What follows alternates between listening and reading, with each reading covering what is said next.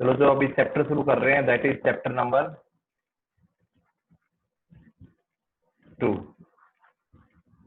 ठीक है, inverse trigonometry function.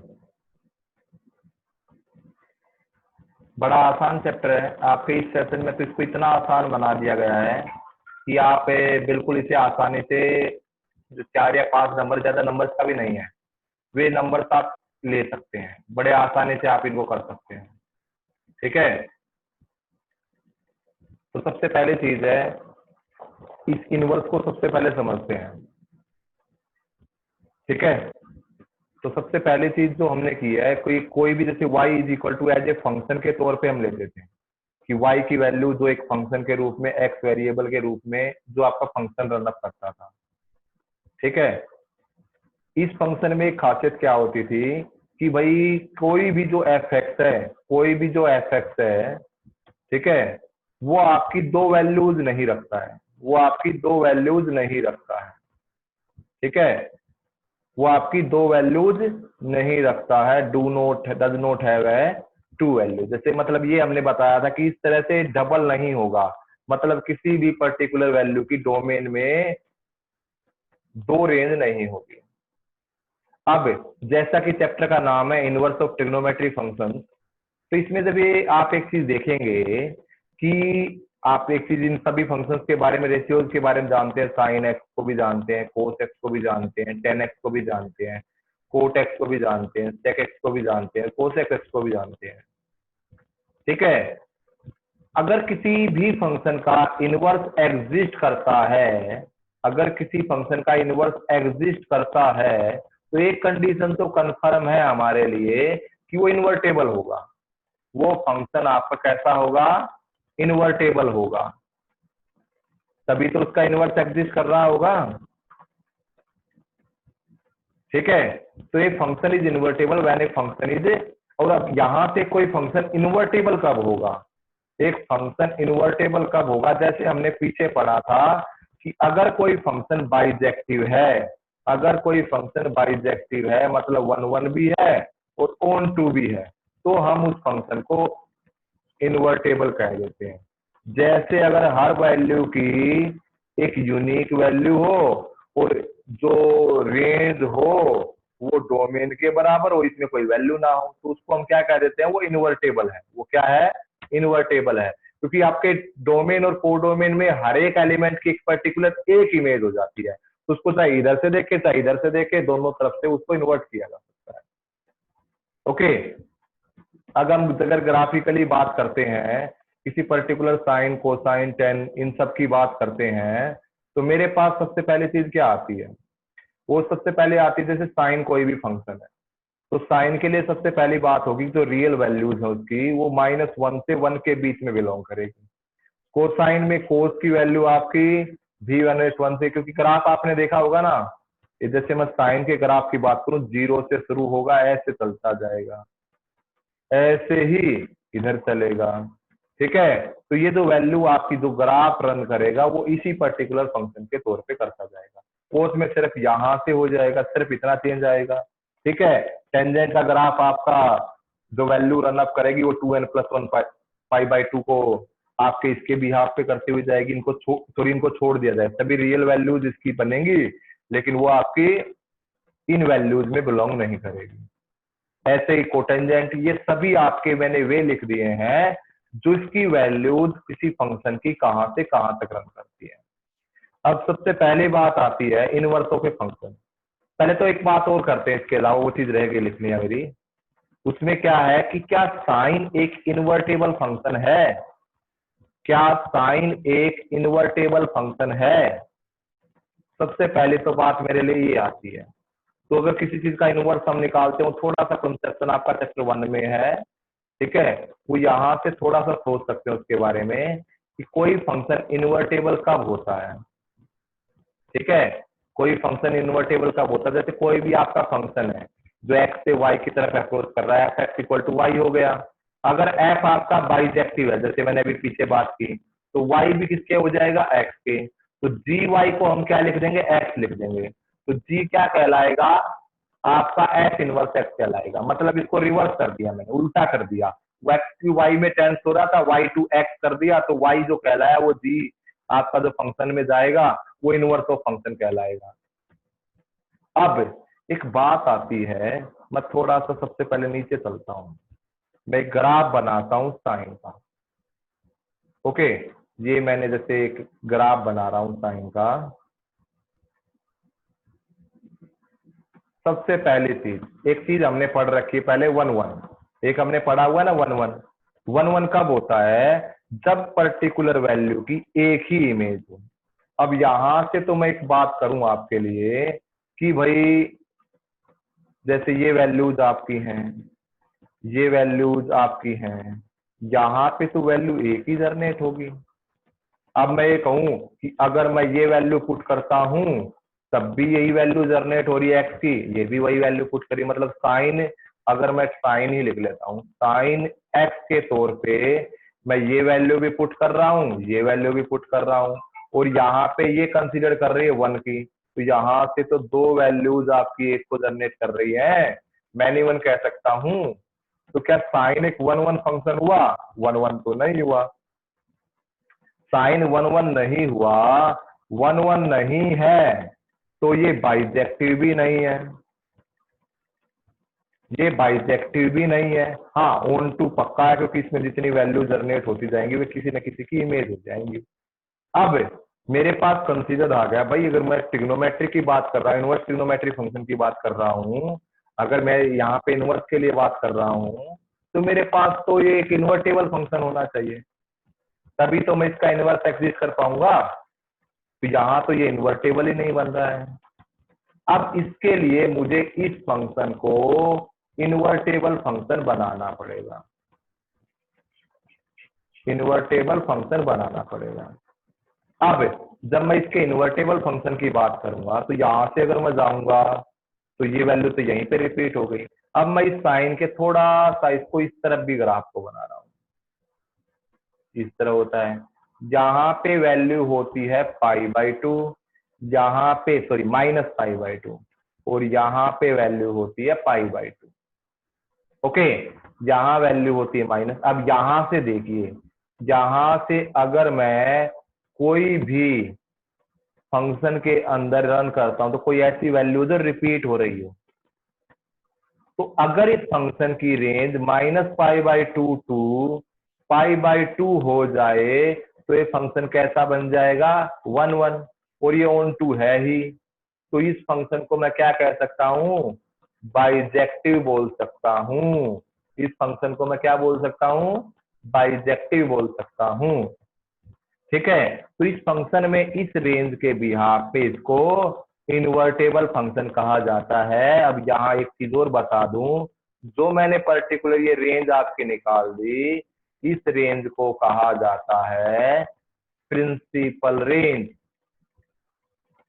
जितने भी आपके फंक्शंस के आंसर्स होंगे वे सारे इसी में रन करेंगे, इसी प्रिंसिपल रेंज के अंदर रन करेंगे, उसी के अंदर उनके आंसर्स आएंगे। तो सबसे पहले तो ये समझ गए कि भाई कब कहाँ पे आपको किसी ट्रिग्नोमेट्री फंक्शन को इन्वर्टेबल करना है। हर फंक्शन की एक पर्टिकुलर प्रिंसिपल इमेज है, उस प्रिंसिपल इमेज को हमने देखते हुए उसके बीच में वो वैल्यू जनरेट करनी है जिस वैल्यू पे वो एग्जिस्ट करे। ओके, अब यहां से आगे चलते हैं। अब जैसे मैंने यहाँ पे यही चीज आपकी लिखी है, अगर इसे आप ध्यान से देखेंगे कि साइन एक्स के लिए मैंने एक फंक्शन बना दिया -π/2 से +π/2।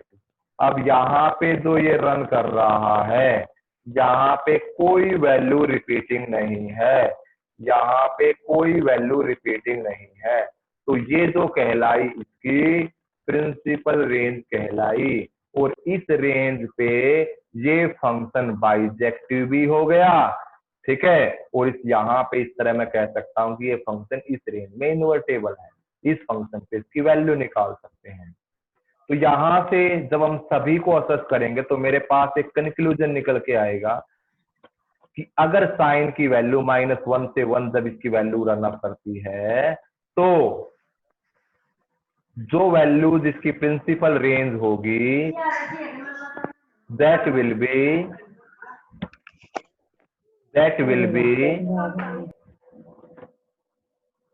ठीक है, दैट विल बी -π/2 टू π/2।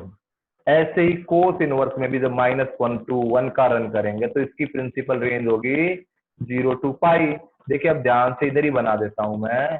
कोस का ग्राफ रन करेंगे तो इस तरीके से होगा, यहाँ पे वैल्यू आ गई 0 और यहाँ पे वैल्यू आ गई π/2।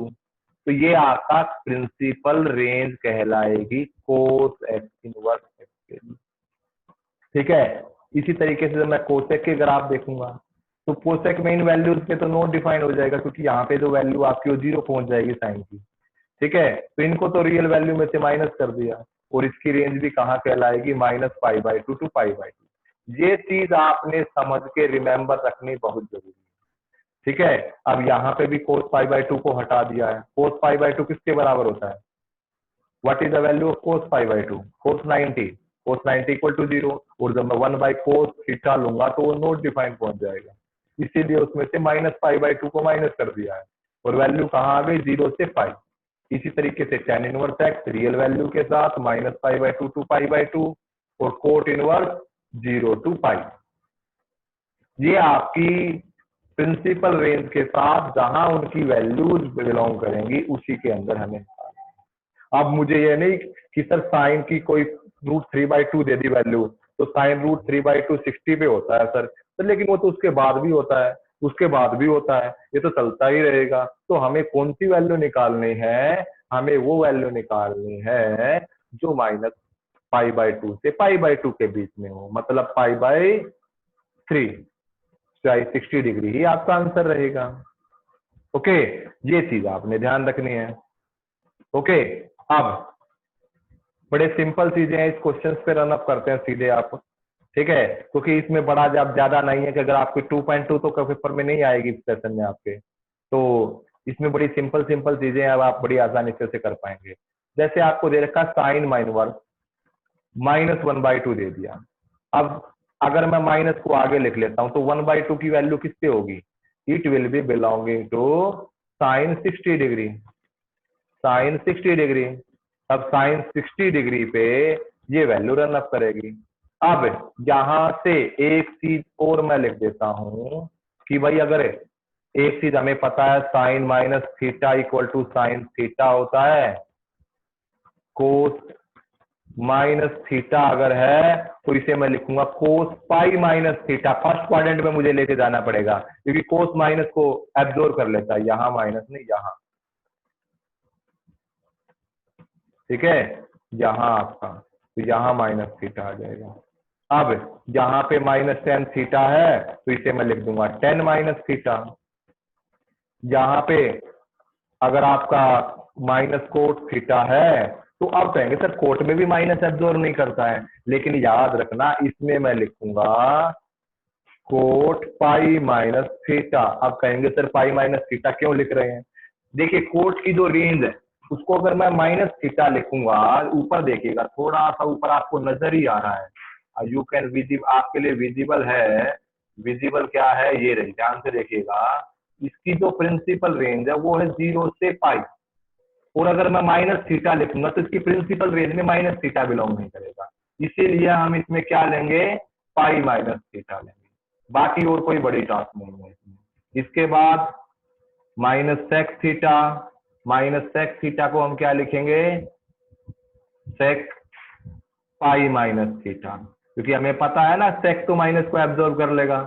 इसके बाद हमारा है लास्ट बच गया क्या -cosec θ, और वो भी क्या हो जाएगा कोसेक -θ। इनके बिहाफ पे मैं सीधा इनको रन कर सकता हूं, सीधी इनकी वैल्यूज बताई जा सकती हैं। अब यहाँ पे मैंने यही किया, साइन -θ था तो -sin θ के साथ तौर पर लिख लिया, और साइन θ को फिर मैंने किस में चेंज कर दिया है साइन थीटा में चेंज कर दिया -θ में, और यहाँ से वैल्यू मेरे पास आ गई -π/6। और ध्यान से देखिएगा इसका डोमेन तो -1 से 1 था और इसकी रेंज -π/2 क्या देखिए क्या -π/6 प्रिंसिपल रेंज में बिलोंग कर रहा है? यस कर रहा है, कर रहा है, it means yes, this is the solution. इसके बाद क्वेश्चन नंबर 2, कोस इनवर्स √3/2। अब ध्यान से इसको भी देखिएगा, ये √3/2 बिल्कुल सिंपल क्वेश्चन है। √3/2 cos π/6 पे इसकी भी प्रिंसिपल रेंज 0 से π है, तो इसके अंदर बिलोंग करता है, तो ये आपका आंसर होगा। अब यहाँ पे चीज आपने देखनी है, जैसे कोस इनवर्स कोस x को हम x लिख सकते हैं, बट याद रखना जब x की वो वैल्यू लिखी जाएगी जो वैल्यू इसके प्रिंसिपल रेंज के अंदर ही बिलोंग करेगी। Don't take the other values here. Okay, तो ये आपकी जो टेबल मैंने बनवाई है ये ऊपर, it is very very important. ठीक है, इस पीडीएफ को मैं आपके पास भेज दूंगा आज, तो इससे बड़ी आसानी से देख पाएंगे। अब जैसे कोस इनवर्स 2 है, ठीक है, तो आपका कोस π/6 पे बिल्कुल ठीक होता है। अब आपको इसमें साथ में, अब ये क्वेश्चन तो मैं कर रहा हूं, आपको एक चीज और ट्राई करनी है हर क्वेश्चन की। जैसे 12 क्वेश्चन, 11-12 क्वेश्चन इसमें, तो अपने सभी का है ना, जैसे 2 है तो -2 को आप ट्राई करेंगे, 2 है तो -2 को आप ट्राई करेंगे, माइनस का √3 है तो +√3 को आप ट्राई करेंगे। ऊपर था आपका प्लस का √3/2, तो इसको -√3/2 आप ट्राई करेंगे। अरे भाई सिंपल कुछ नहीं करना आपको, जैसे मैं आपको सिंपल बता दूं, यहाँ पे दे दिया आपको कोस इनवर्स √3/2। अब यहाँ पे कोस इनवर्स √3/2 है, अब क्या करना पड़ेगा आपको, कोस इनवर्स, सॉरी माइनस लेना था अब हमें, तो यहाँ पे लिखेंगे हमें माइनस कोस, किस पे होता है, π/6 पे ही होगा। अब माइनस को हम अंदर नहीं ले जा सकता, तो कोस वाले पे मैंने क्या बोला है, कोस π - π/6, π - π/6। अब वैल्यू क्या आ गई, π - π/6, और वैल्यू आ गई 5 π/6। चेक कर लीजिए क्या 5 π/6 आपकी जर्नल वैल्यूज में बिलोंग करती है, yes it will be your answer. Simple इतना करना और कुछ नहीं करना है यार बच्चे ने, तो ये आपने साथ साथ कर लेना है, बेशक अपने फेयर नोटबुक में इनको साथ साथ कर लेना। ओके, इसके बाद हमारा आता है 10 के साथ माइनस का सिंबल है, माइनस का √3, ठीक है, तो अब इसमें क्या करेंगे, 10 इनवर्स -10√3, माइनस का 10 पे क्या करते हैं, माइनस को एंगल लेकर अंदर जाते हैं, -π/3 आपका आंसर आ गया। 10 इनवर्स √3 आप खुद ट्राई करेंगे, सीधा π/3 आंसर आ जाएगा। बात समझ में आ रही है, तो ये आपको करके दिखाना है। यहाँ पे लास्ट में आप लिख भी दीजिए कि 10 inverse is equal to 10x when x belongs to -π/2 to π/2। Okay, वो आपको यहाँ पे रिमार्क्स में लिखना है, ताकि एग्जामिनर आपके किसी चीज में भाई मार्क्स काटने में ना सोचे। अब कोस इनवर्स -1/2, अब वही किया, माइनस कोस, अब मैंने बताया था माइनस दे रखा है कोस में, तो क्या करना है, π - π/3, और वैल्यू आ गई 2/5, और आपने क्या रन अप करना है, -1/2 की जगह 1/2 आपने खुद करना है। अब -1 के लिए -10π/4, बिल्कुल वही काम है, मुझे नहीं लग रहा इन चीजों में आपको कोई दिक्कत आने वाली है। अब देखिए ध्यान से, सीकेंट इनवर्स है आपका 2/√3, अब 2/√3 सीधा π/6 पे है, तो π/6 है। ध्यान से देखें, क्योंकि डोमेन इसका -1 से 1 है, और 0 से π के बीच में नंबर होना चाहिए, π/2 नहीं होना चाहिए, π/2 है ही नहीं, तो π/6 बिल्कुल ठीक आंसर है। ओके, अब आपकी बात आती है कोट इनवर्स √3 की, तो कोट इनवर्स कोट π/6 बिल्कुल सीधा है, लेकिन यहाँ पे मैंने दोबारा आपको हिंट दिया था कि भाई जब इसको आप रन अप करेंगे, आप इस पे बात करेंगे, किसकी बात करेंगे, जब आपके इसके नेगेटिव की बात करेंगे, कोट इनवर्स माइनस का √3 की बात करेंगे, तो क्या लिखना पड़ेगा, कोट इनवर्स माइनस कोट π/6। अब हमें बात क्या करनी है, यहाँ पे क्या लिखेंगे, कोट लिख दिया, सॉरी, कोट इनवर्स, इसे मैं क्या लिखूंगा, कोट π - π/6। कोट से कोट कैंसिल हो जाएगा, तो कैंसिल ऐसे करके नहीं दिखाना, just you have to be, इसको इसने एब्जॉर्व कर लिया, इतना सिर्फ सोचेंगे, तो ये आ जाएगा π - π/6, π/6 इज योर आंसर।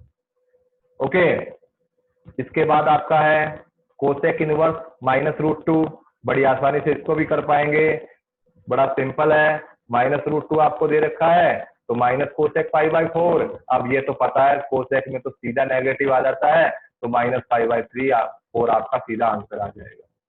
अब इसके बाद है क्वेश्चन नंबर 11। क्वेश्चन नंबर 11, 12 कोई बड़े क्वेश्चंस नहीं है, कोई बड़ी बात इनमें नहीं है, तो इनमें सिंपल सी बात आपकी क्या है, 10 इनवर्स 1 है, एक क्वेश्चन ये हो गया, एक क्वेश्चन ये हो गया, एक क्वेश्चन ये हो गया, 3 क्वेश्चन इकट्ठे मर्ज कर दिए, फिर आपको सोल्व करने हैं। तो आपको कुछ नहीं, वही चीजें आपने करनी है भाई। tan inverse tan pi by 4 पे हो गया, कोस माइनस कोस पाई बाई 3 पे हो गया, ये माइनस साइन पाई बाई 6 पे हो गया, कोस के अंदर माइनस पाई बाई 3 लिखना पड़ेगा, ये सीधा आ जाएगा, इसका नेगेटिव साथ आ जाएगा, सबको करके एलसीएम लेके आपको सिंपल उसको सॉल्यूशन करना पड़ेगा, बस 3 पाई बाई 4 आपका आंसर आ जाएगा। इसी तरीके से जो क्वेश्चन नंबर 12 आपका है, ये आपने अब खुद करना है। क्वेश्चन नंबर 12 में आपने खुद करना है, ध्यान से देखेंगे तो क्वेश्चन क्या दिया हुआ है। क्वेश्चन आपको दिया हुआ है cos inverse 1/2 plus 2 sine inverse 1/2। ठीक है, कोस इनवर्स 1/2 है, 1/2 सीधा देखेंगे कितने पे होता है, साइन के साथ 1/2 फिर से है, वो भी देखिए, फिर 2 से उसको मल्टीप्लाई करना है, दैट सिंपल हो जाएगा। अब 13 क्वेश्चन में जो आपको मैंने लर्न करने के लिए, समझने के लिए बताया, तो उसका सीधा पूछ लिया कि sine inverse x equal to y है, तो वाई की वैल्यू कहाँ होनी चाहिए, वाई की वैल्यू का क्लोज इंटरवल होता है -π/2 से π/2। तो इसको बड़ा आसानी से आप कर सकते हैं।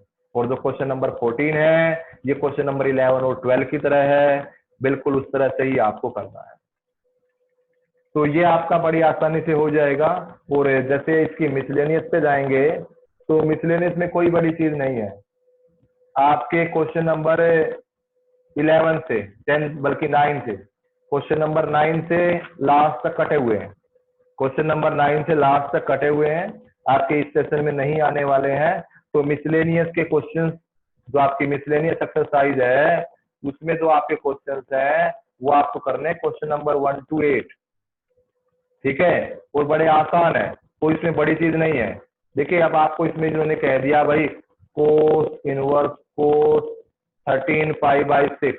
अब मुझे सिंपल ये बताइए भाई, कोस का जो आपका जर्नल बिलोंगिंग होती है वो कहाँ होती है, वो होती है 0 से पाई, 0 से पाई। अब ये तो 0 से पाई है नहीं, तो सबसे पहले तो इसको चेंज करना पड़ेगा। कोस इनवर्स कोस, इसको मैं क्या लिखूंगा, 4 pi minus, sorry 2 pi plus π/6 लिखूंगा। 6 to the 12 + 1 13 हो गया ना। ठीक है, अब इसको सोल्व करेंगे। कोस इनवर्स, अब ये बनाया आफ्टर स्कूल टू कॉलेज, 2 पाई, ये पाई है, ये 2 पाई है, पॉजिटिव रहेगा तो कोस π/6, और अब वैल्यू क्या आ जाएगी π/6। तो कोस इनवर्स कोस y के बराबर होता है जब x y बिलोंग करता है आपका, y आपका किसमें बिलोंग करेगा, 0 to पाई के बीच में। अब ध्यान से देखें, तो π/6 आपका है, क्या ये 0 से पाई के बीच में बिलोंग कर रहा है, यस, इज योर आंसर। तो बड़े सिंपल क्वेश्चंस हैं, बड़े बस लास्ट जो 12-13 क्वेश्चन था आपका, उसी तरीके से इनको कर रखा है। तो जो नेक्स्ट क्लास होगी चैप्टर 2 के अंदर, आपकी पहली एक्सरसाइज और पहले जो मिसलेनियस के 9 क्वेश्चन है, 8 क्वेश्चन है, उनमें कोई भी डाउट आपका रहेगा, आई विल टेल यू। तो बड़ी इजी चीज थी, समझ में आ गई होगी सबको। ठीक है, तो ये चैप्टर 2 आप फिनिश कर सकते हैं फॉर दिस सेशन। बड़ा आसान है, 4 नंबर 3 नंबर आपके लेने बड़े आसान हो जाएंगे। छोटी छोटी चीजें हैं, सिर्फ एक टेबल से आपको थोड़ा सा रिवाइज करने, कहाँ किसकी वैल्यू रहना पड़ती है, फिर आप आसानी से तो कर लेंगे। और आपकी कोई क्वेरी नहीं है, that means easily we can do it. Okay, तो बड़ी आसानी से हम इसे कर पाएंगे। तो ये सभी आपने अपने कॉपी में इसको आराम से कीजिए और you can do it easily. ठीक है, तो आज की class we can end now.